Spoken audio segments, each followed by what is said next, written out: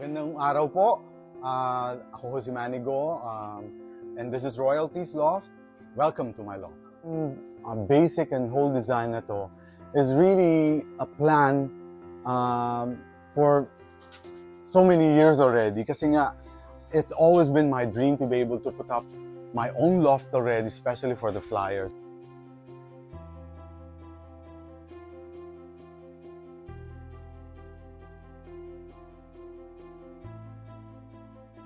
Real wish ko talaga is to be able to put up a loft, a very good loft for my breeders. Pero since ito yung unang nangyari, so ito is a combination of all the experiences I had and observations as to what I think would be most optimal and ideal para sa flyers loft given yung racing scenario sa Pilipinas. So of course, I wanted a loft that's a bit, higher. Siguro ideally nasa 3rd or 4th floor. And then yung basic design niya is such that medyo functional na kapag umuulan, comfortable sila sa loob, may protection from draft and direct wind, and pagka naman magandang panahon, they can just bask in the sun. And basically whole day lang sila halos din, papasok lang para pakainin. Itong loft kasi is positioned in such a way that it takes full advantage of the sunrise, basically which is coming from the east. So halos sinisikatan siya ng araw, then lulubugan siya ng araw from the west, sa likod. Okay, so it takes full advantage of the sunrise. At the same time, since talagang preference ko is south flying, so I think this is a good area for me. Medyo siguro mas maiiwasan nito ng konti yung mga katulad ng dilemmas namin na maraming mga high-rise at saka maraming mga cables. Kaya mataas ang losses namin sa mga disgrasya, sa mga sumasalpok. This area, I hope medyo mas mababawasan ng konti. Mas maganda ho dito kasi maganda ho yung lugar tsaka ang taas ng building namin. Parang mas angat ho sa nakapalibot ho sa dito. Yung sa loob natin is 6x8 per section. And then yung hallway is 4x24. Tapos yung aviary natin per section is about 6x6. We have 4 sections. 2 sections for the north and 2 sections for the SDR team.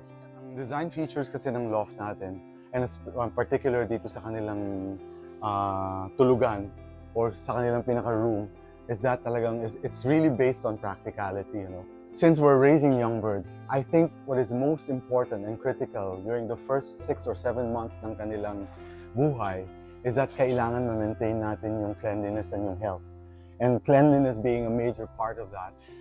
I would prefer yung mga box purchase na ganito kasi it's easier for us to clean them. So mas ma-maintain mo yung cleanliness, yung hygiene ng loft.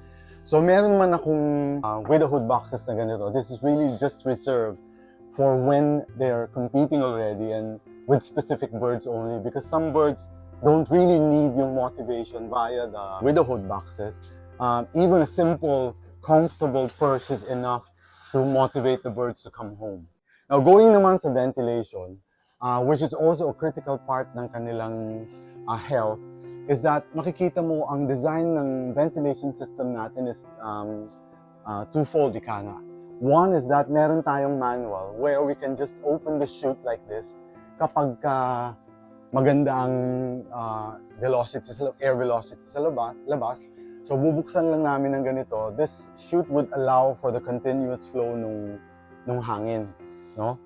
At the same time, during peak of summer, where kuminsan mahina ang hangin at napakainit, we can just open the exhaust fan para lang tuloy-tuloy ang daloy ng hangin. Likewise, yung flooring niya is done in such a way na while meron tayong nilagay na slat sa gitna, pero meron siyang level of protection from direct draft and wind kapag malakas, kasi meron siyang mga edges na ganyan, so hindi direct yung buga ng hangin from underneath. So medyo may protection din sila. But at the same time, it allows for easier cleaning kasi yung dumi, initially pag kinudkud na ganyang loft man, pwedeng ilaglag na lang dyan.